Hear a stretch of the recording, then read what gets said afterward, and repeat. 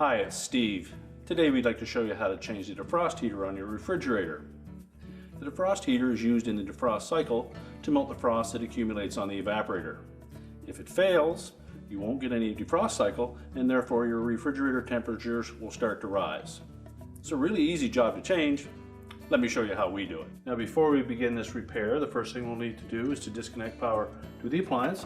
So either find the breaker panel and turn off the appropriate breaker or unplug it. All the work we're going to be doing is in the freezer compartment, so it's easier to remove the complete freezer drawer or door, depending on your model. On this style with a pull-out drawer, we're simply going to pull it out to its full extension. We'll lift up on the front of it, tilt it up, and disengage the hooks at the back, and we'll set the complete drawer aside. Next, we'll pull out the basket and set it aside. Now our next step will be to remove these side rails. So just pull the extensions out to expose this piece at the back. You'll note that there's a small round hole there, and taking a small screwdriver, we'll just insert it into that hole. And if you go back far enough, you'll find a little bit of resistance, which is a plastic tab that locks that slide in place. So just depress the tab and pull out slightly on that rail, and you can pull completely out. This is the little tab that we're pushing on. That will expose 4 1/4-inch hex head screws that we'll need to remove next. Now with the side rails out of the way, our next step will be to remove the ice maker if your model has one equipped. If not, we'll need to remove the little cover over the ice maker harness connector. So just take a little flat blade screwdriver, go in that slotted opening, just press the tabs on either side.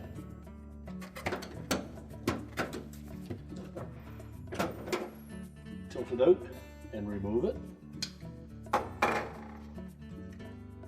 We'll also need to remove the rear air grill. There's a little plastic tab just in the center here. We'll just lift up on that. And then we can pop that cover off, set it aside. Now we'll remove the 4 screws in the corner that secure the evaporator cover.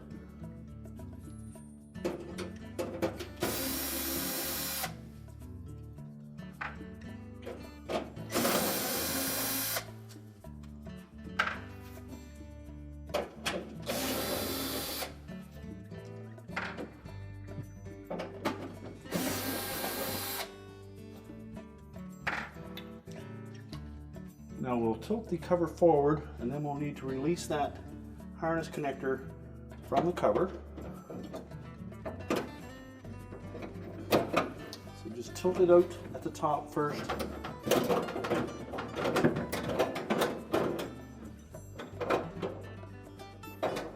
So you have enough room to reach in behind, and then we're going to depress these little tabs on the side of that harness.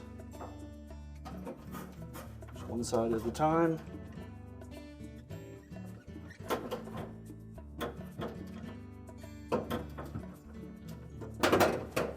And then you can pop that harness off from the back.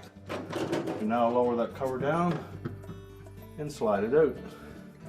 Now to access the defrost heater, which is located along the bottom of the evaporator coil, and it has 2 harness connections in the top corners, we'll need to release the harness connectors.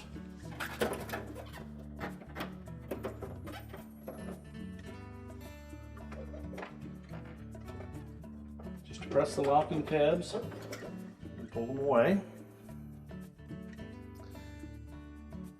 Now you'll note that the heater is tucked in behind the tubing of that evaporator.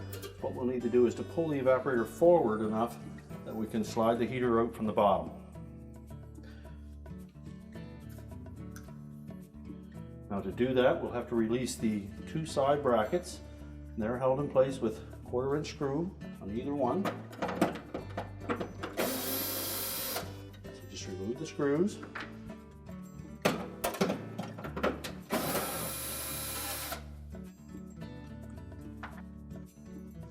Now on the top tubing pass on either side, you'll see that it is snapped into a plastic grommet located on the back wall.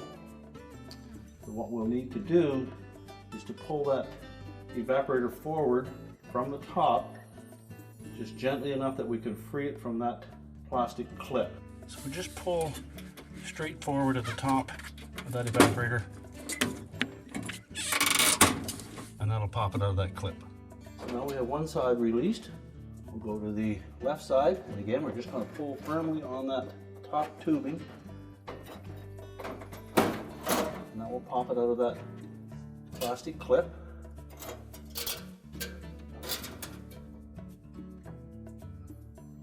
Now we'll need to lift that evaporator up just enough to clear the bottom of the drain pan.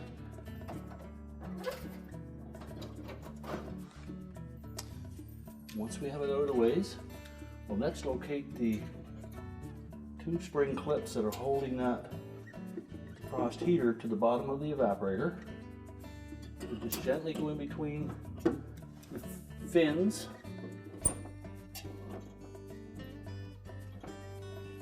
And use caution not to damage the tubing. Just lift up slightly and pull it towards you.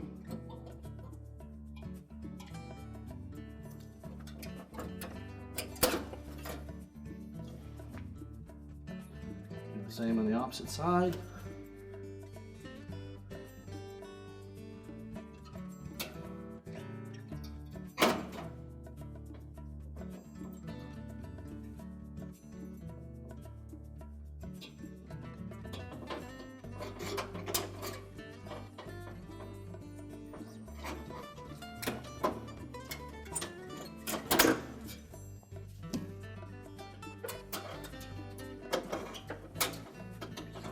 You can lower it down and then push it out the back to release the hook on the back. Do the same on both sides.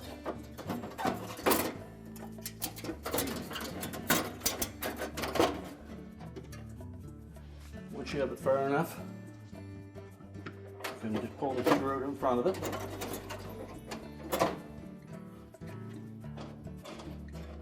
Now the right hand side will need to bend that tubing just slightly at the top.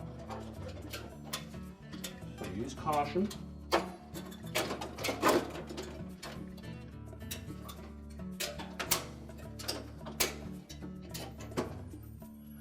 Then before you pull the heater out, take note of how it will fit in between the turns of the evaporator tubing, and on the left side it goes up through the middle of one.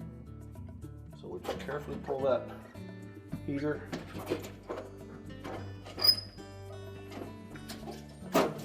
just down far enough until the harness comes short. Now with the element down just a little bit, you have two options. You can either pull these end caps off the end of the evaporator, which is a bit tricky, particularly on this right hand side, or you can disconnect the harness connector from that bracket. So either using a pair of needle nose pliers or a small flat blade screwdriver, we'll just release the two tabs and hold that harness connector in place. So support the end cap,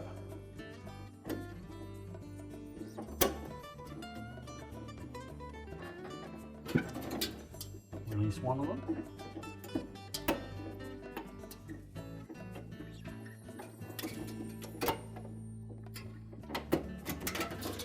and then the other, and then you can pull it through. You'll note that they're diagonally opposite each other. Now the connector in the right hand side is a little harder to access, so you may wish to use a flat blade screwdriver just to press one tab.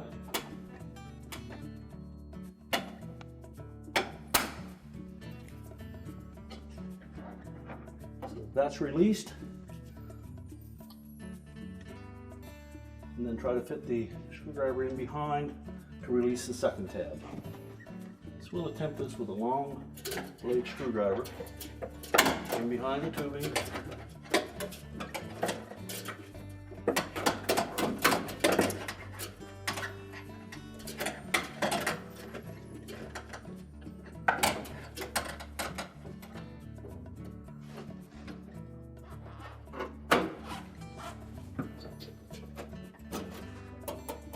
And just push on that tab.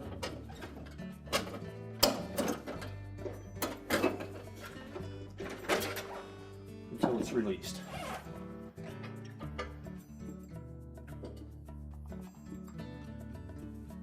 Now we can carefully slide that element out at the bottom.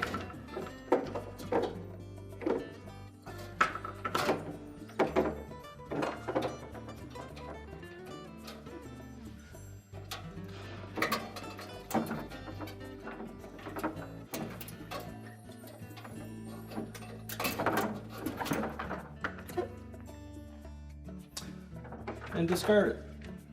So we'll take our new element, and beginning on the left side, we'll start by pushing the harness connector up through that bottom loop.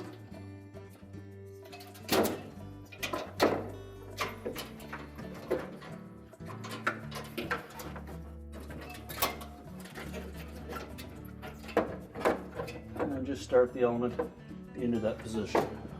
Now on the right hand side,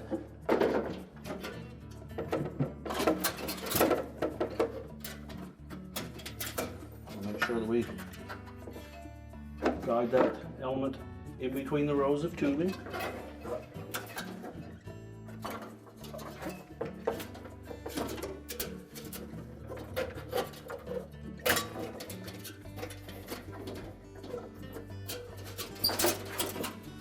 And carefully push it into position.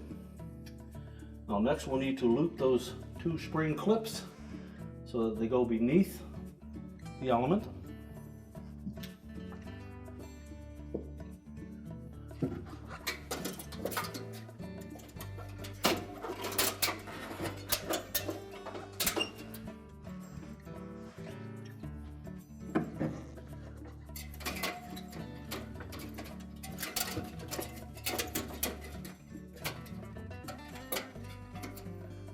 And then just look through to the back of the evaporator to make sure that that spring clip is still engaged on the tubing. Now with the retaining clips in position below the element, we're then just going to make sure that we can attach them on the front.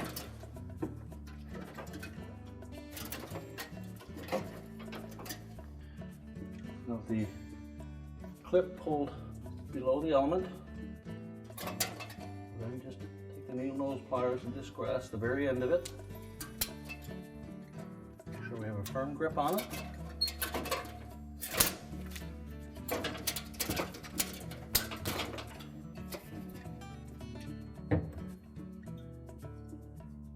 Then we'll pull it up onto the tubing.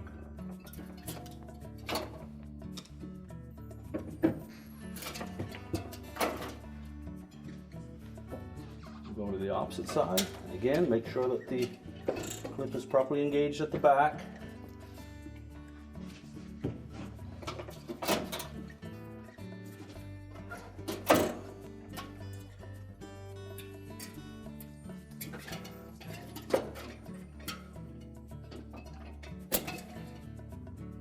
And clip it into place.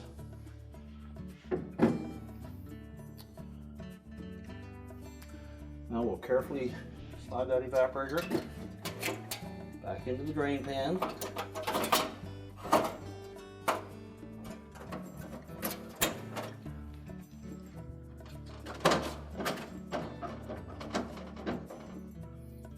Now we want to line up that top row of tubing at the back with the two plastic clips on either side, and then press it back into place.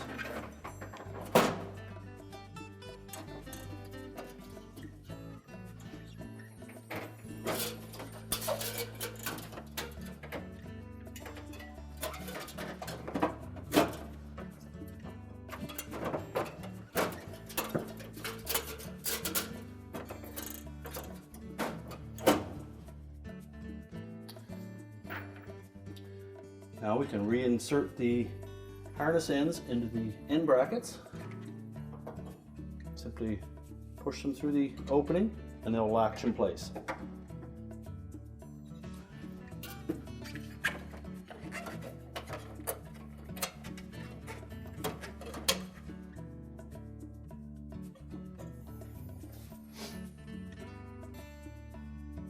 Now before we reinstall the harness ends, just take note of the end of them, and you'll note that there is a small rib on one side, and it will line up the larger opening at the back of that mounting bracket.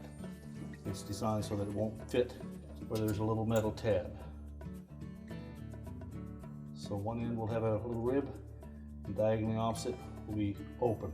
And that open section we want to put where the metal tab is on that end bracket.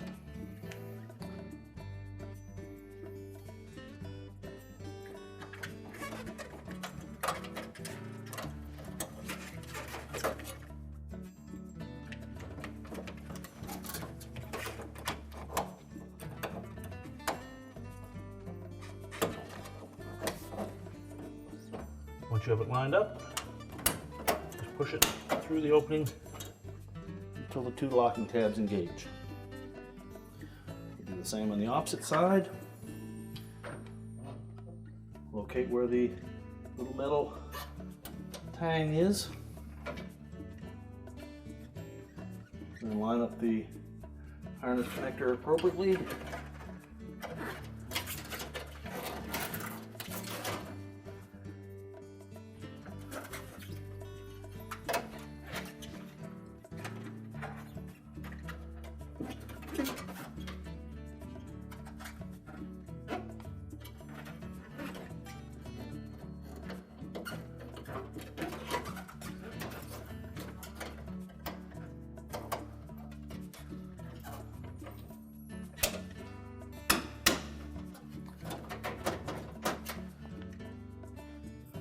Once you have both harness ends in place,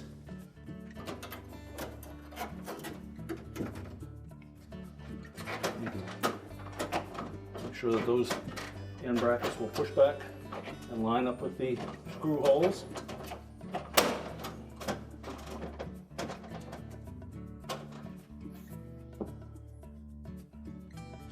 So we'll next install those two retaining screws.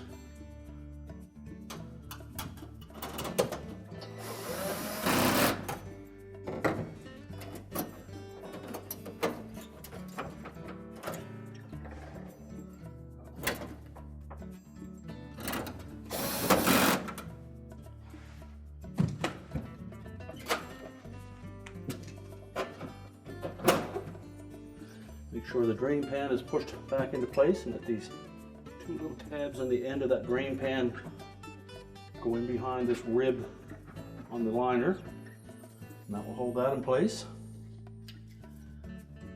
We'll next reconnect our wire harnesses.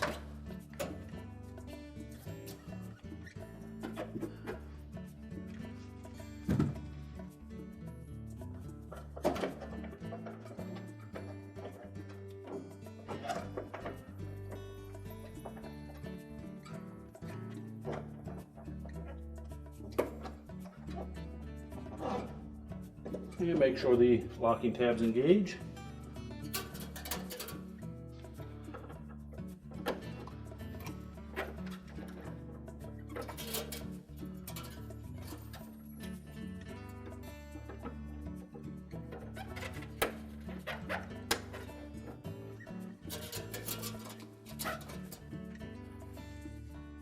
Now before we start to put the evaporator cover back on, we'll just straighten out any of the fins that we may have damaged when we were installing the spring clips. Just gently straighten them with a pair of pliers or a screwdriver. And again, use caution around the tubing. You don't want to damage that.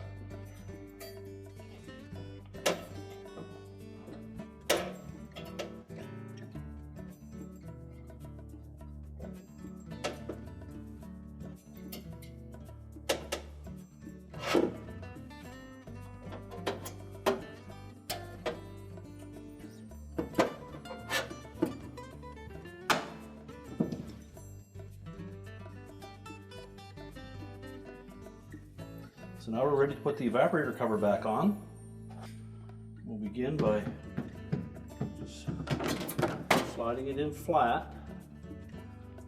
And we'll need to line up the ice maker harness. And again, with the harness connectors for the heater, look carefully at it, there is a rib at the end of one pin. We need to make sure that it does not line up with that metal tab in the opening.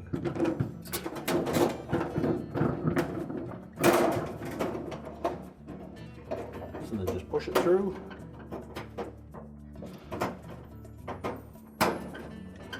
Until the tabs engage. And make sure it's flush across the bottom.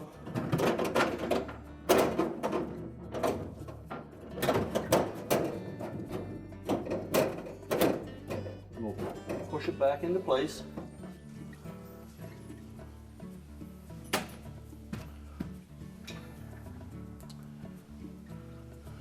So we'll start with the bottom screws.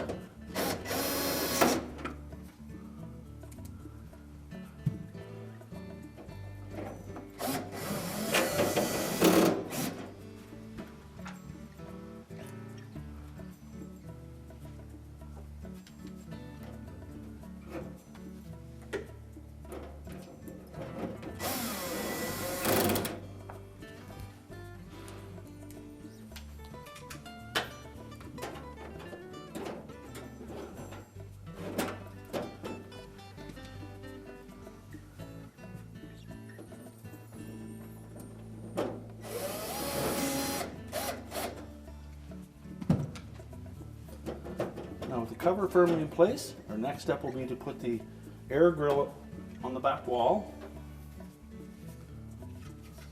So we'll want to line that up so that the center lines up with that locking tab.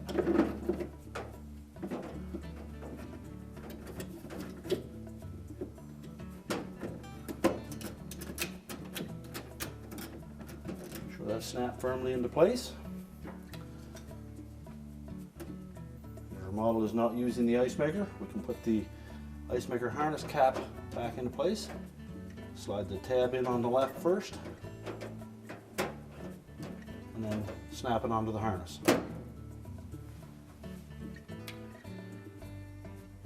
And now we're ready to put the side rails back in. So we'll pick out the proper side rails.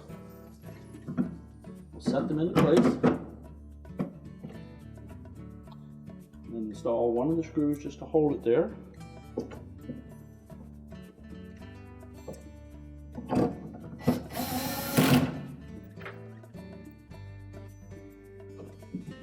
Make sure the back end's lined up.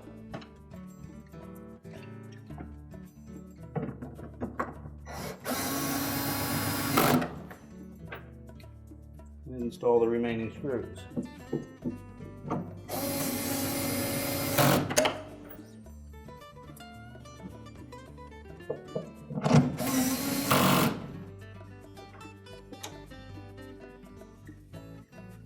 Do the same on the right hand side.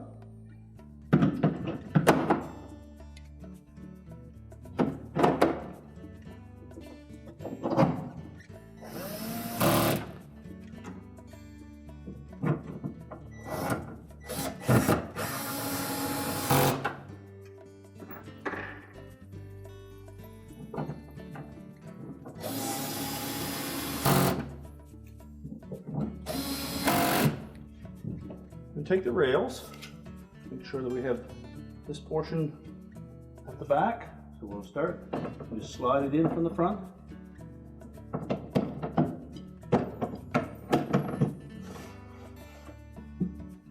And make sure you push it all the way back until it locks in place. Do the same on the opposite side.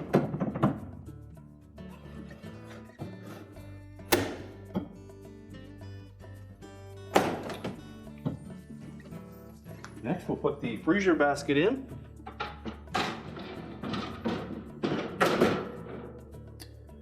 And then we're ready to put the drawer back in.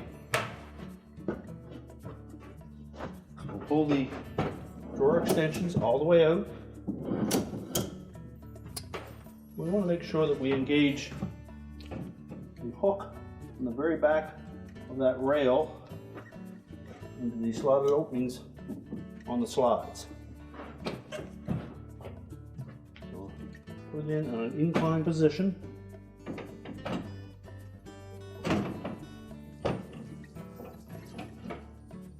Make sure both sides are engaged, and then just lower it down, line up the front ones.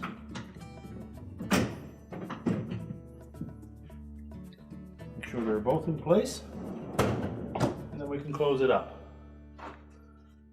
And our repair is complete.